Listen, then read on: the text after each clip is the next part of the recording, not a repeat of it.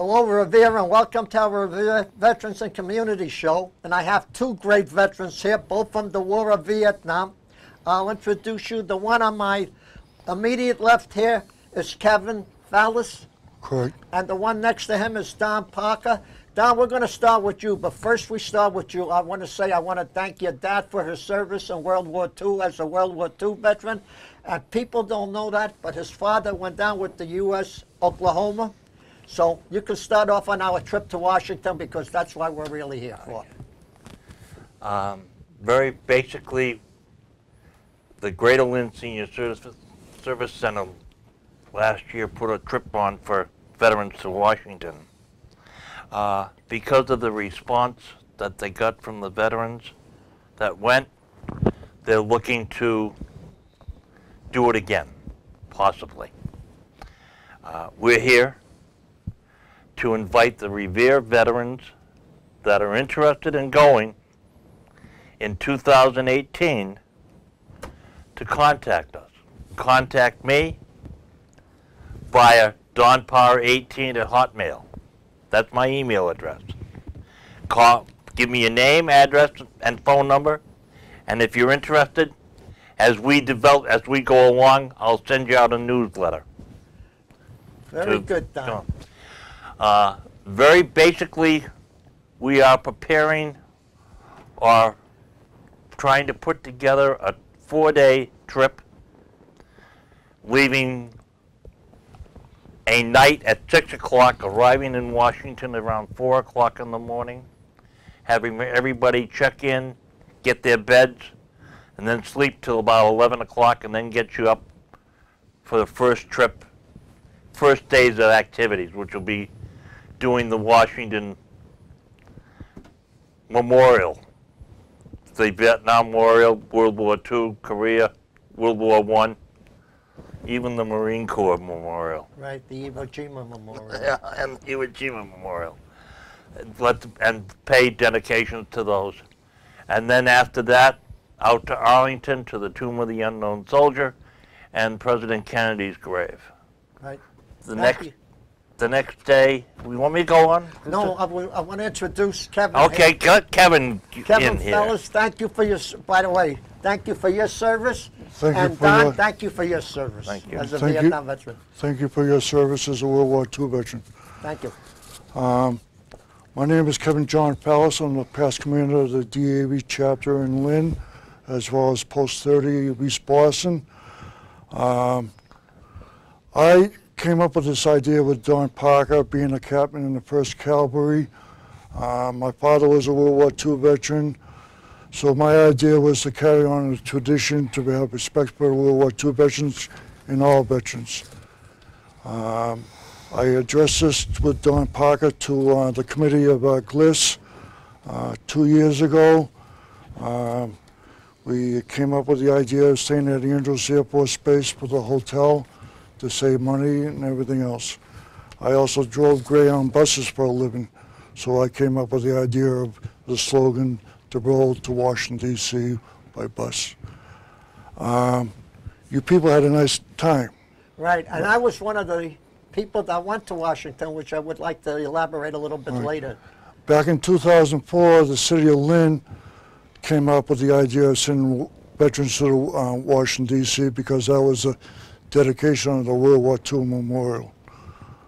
So I decided, because I'm a new member of our GLIS and being an elderly citizen now, getting up there in age like Don Parker, to carry on the tradition, like I said, to get all veterans this year, for 2018, to go.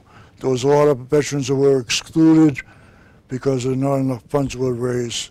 So I have asked Don to join up forces and asking your TV show to put to better grip with this idea of going to Washington, D.C. as well.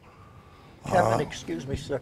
He mentioned 2018, is Right, that correct? right. So in other words, every 2 years you do this? No. It takes a lot of time and a lot of effort, and you need a strong committee. That's why we're asking the citizens of Lynn and Revere and surrounding communities to join forces to make sure that this is the biggest trip that's going to be ever gone into Washington, D.C. Seth Moulton is a new congressman from the 6th Congressional District. Him being a fellow Marine, he was supposed to show up last September, but for some reason he couldn't show up. But we put together a nice little package so that Marines, Army, Navy, Air Force, Coast Guard, and the Army National Guard could go together. In order to go on this trip, you have to be at least 60 and above to go on this trip. There's going to be some limitations because of medical problems that you might have. The Greater Lynn Senior Citizens Facility houses people that have medical training to go on the trip as well. Okay, Don, excuse me, you would like to say something, go right ahead. No, go ahead. No, he's doing it. He's doing fine. Oh, okay, Kevin, continue there. They did a tremendous job. So we're trying to get the same bus. It's not buses, they're called motor coaches to go on the trip as well. Don and I sat down, we discussed this strategy on this trip because it's a lot easier to travel at nighttime to get down to Washington, D.C. at 6, 7 o'clock at night, because it also had, when I was driving for Greyhound, we also had trips that went down to Washington, D.C. for riots and all this stuff. So it's a lot easier to get down to Washington, D.C. at an earlier time. That way you have more time to get to see all these nice memorials. Right. Especially at the Marine Corps Museum down in Dumfries, Virginia, which he hasn't included, but that's all right because he was in the Army and all this stuff. But that's my idea, is to get all the branches of service together and have one hell of a trip down to Washington, D.C. Kevin, thank you. Don, I want to get back to you. You have a copy of the itinerary like I do? Yep. Would you read off some of these, and but elaborate on them and tell us exactly? Okay.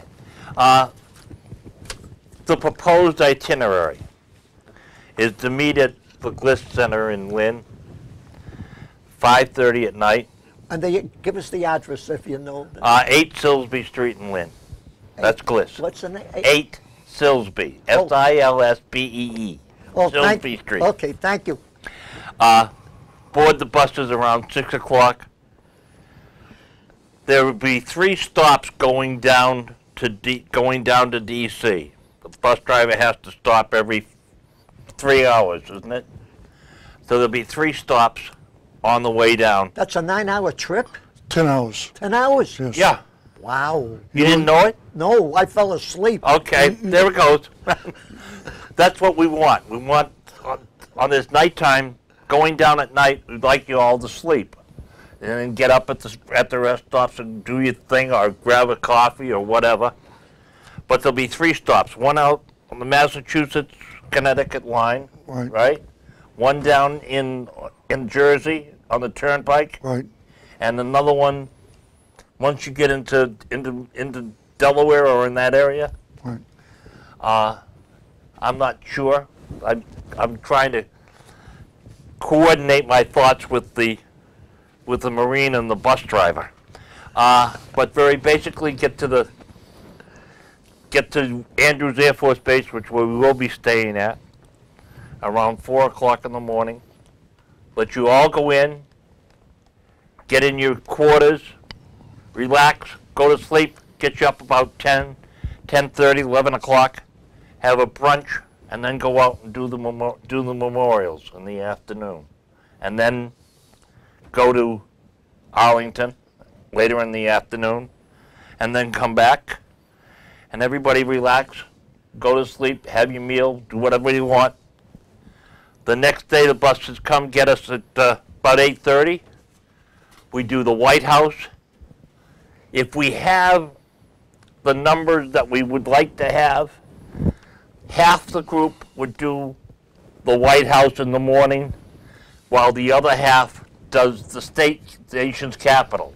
And then as the White House group finishes, they'll join us at the nation's capital, and we'll have lunch up where all the congressmen have lunch.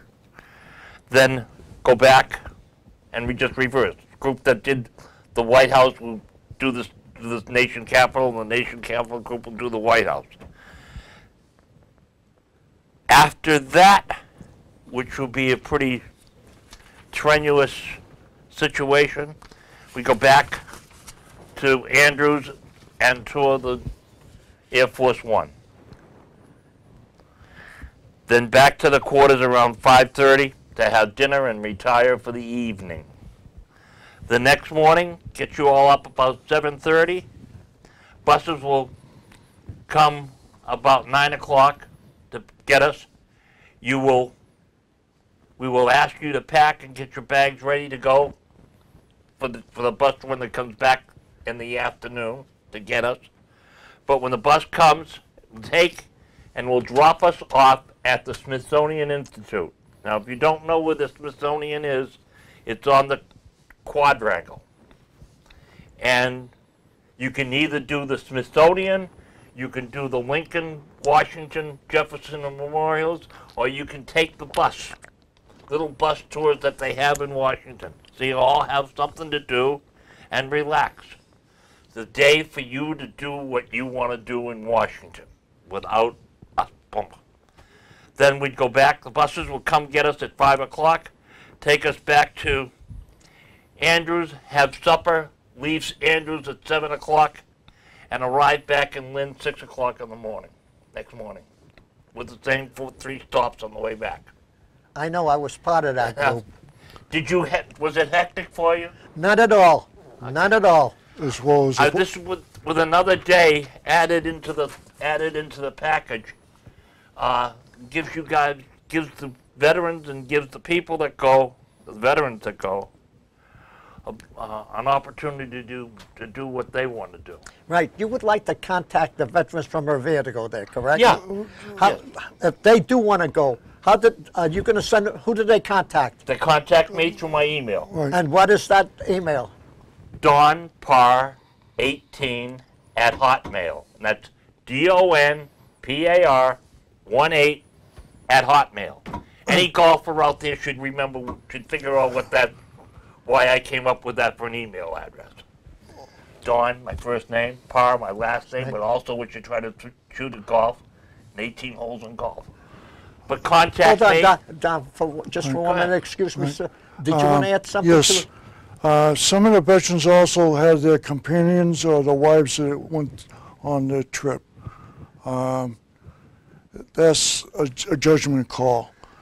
You must show your DD-214, and you must show that you have medical problems, severe medical problems. You're not going to be able to go because a lot of the guys are up there in age, they can't get around. So there'll be with Dawn and I to check out your paperwork. So that's what has to be done. Right. I have a question for you, Don. Go ahead. When you get off the bus, they gave us vouchers that you can use to get the food. So actually, any veteran that goes down on this trip legitimately doesn't even have to take 1 penny with him. No. They don't have to, but that day of non-rigorous or that free day that you're adding on now, though. Yeah, right. When we went, there was only 4 days, yeah. But you're making it 5 days. So if they want to run around and spend money and buy souvenirs and things, then they should take some. Yeah, that will be the day that they can do what they want to do. Right. I mean, I would lose myself in the American Indian Museum. And where would you lose yourself, Kevin? At the memorials, they have souvenir tents set up for the Korean War, World War II, and all the veterans. Now, because yesterday was the anniversary of Vietnam, the Vietnam Veterans of America has set up a new location. It's called Education Center at the Vietnam Wall. So all donations, when you buy these artifacts, your covers, your hats, your pins, whatever you buy at the memorials, that goes to the memorial fund. Like you said, you go to the Marine Corps Museum, there's a souvenir shop, PX, at the Marine Corps shop. There's all these places to go to. as well as the Navy has a lone sailor monument. I can't forget about the Navy, but there's a lone sailor monument as well. So all these souvenir shops are right around the base of the contour of the Washington Mall. Go ahead. I'd like to add one thing. For you veterans that served in Nam, I have been to the wall many times. And every time I go to the wall, when I hit that cross, the corner, I start to cry. But, so I don't want you guys to think you're going to be all hard-nosed people and just walk around, because you will feel that you will, if you've never been to the wall and you're a Vietnam veteran, you're going to see buddies, names, and it's going to get to you. 50,000 of them over. And I have to tell you, Don, if I can say, I was at the wall, and there was a mother there that was crying, and she wanted to get the name, her son's name was up there, and she wanted to get the carbon copy of it in there, but she couldn't reach it up. And what do they call them, park rangers, I guess? Yeah.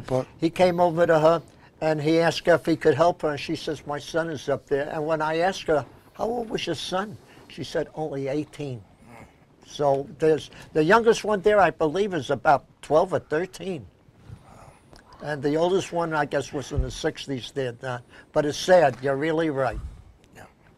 I mean, I think about it now, and I could see you got emotional there. Yeah, about it. There will also be wreaths presented at each memorial from the committee that's going on the trip.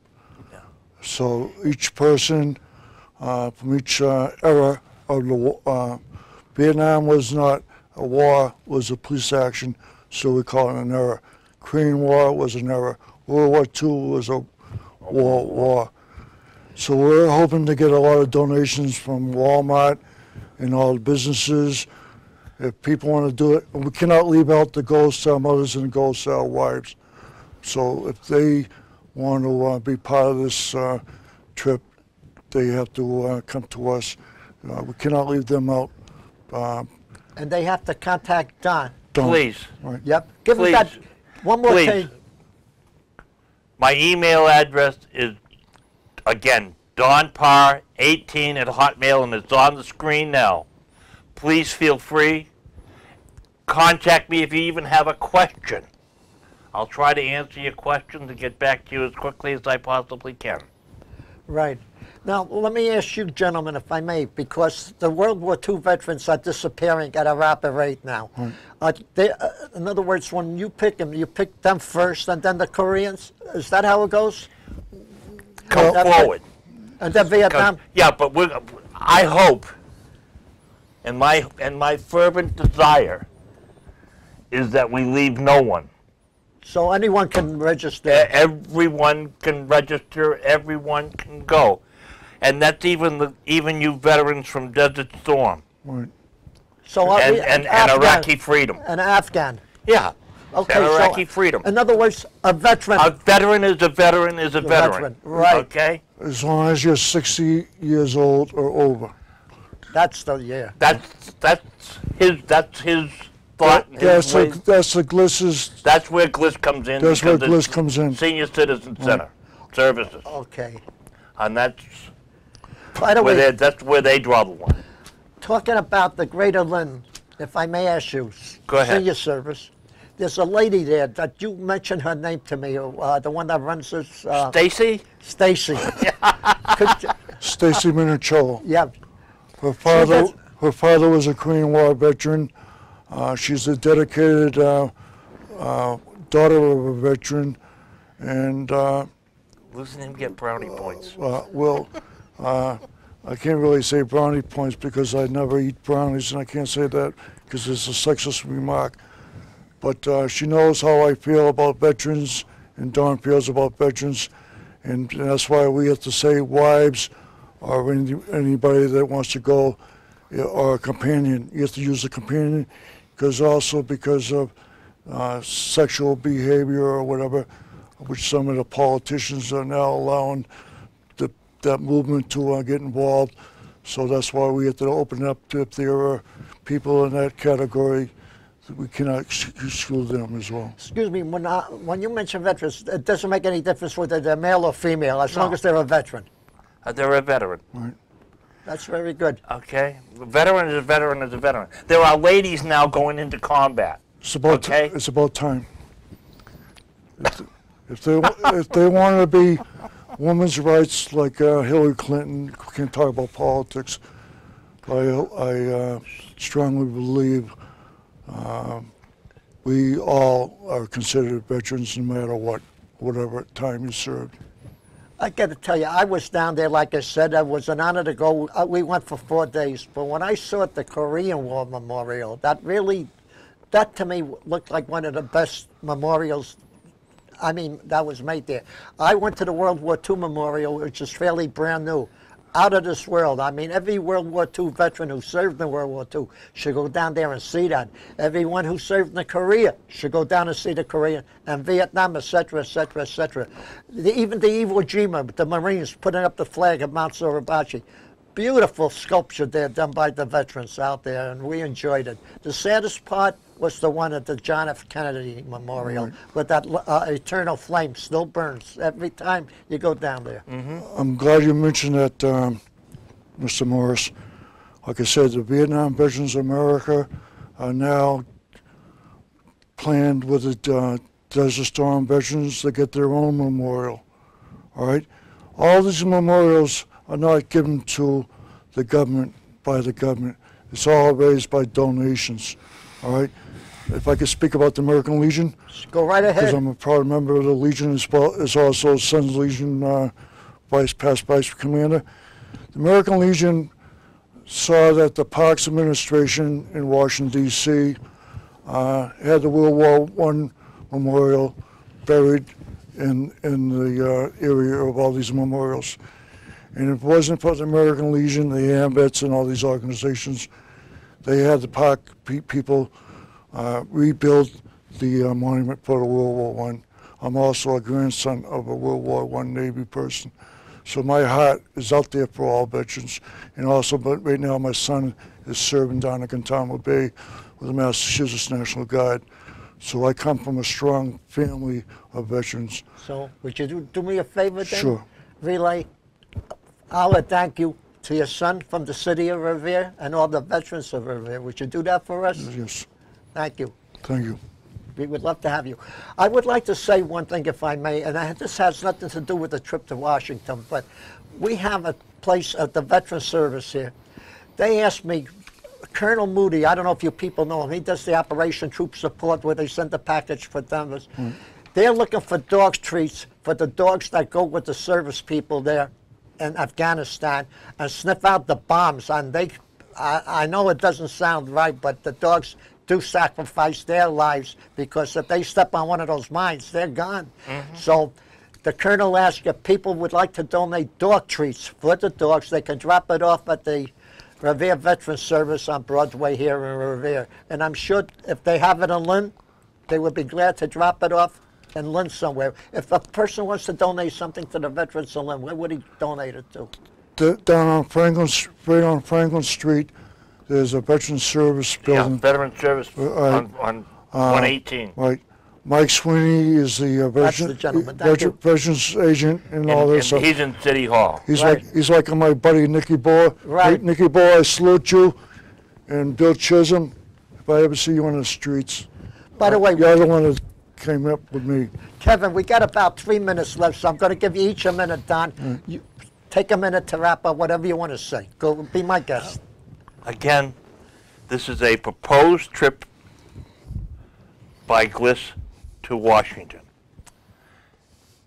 Whether we go or whether we don't go, we be dependent on the response from both the veterans and the community.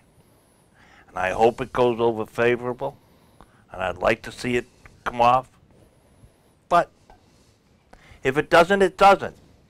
But it's a great opportunity for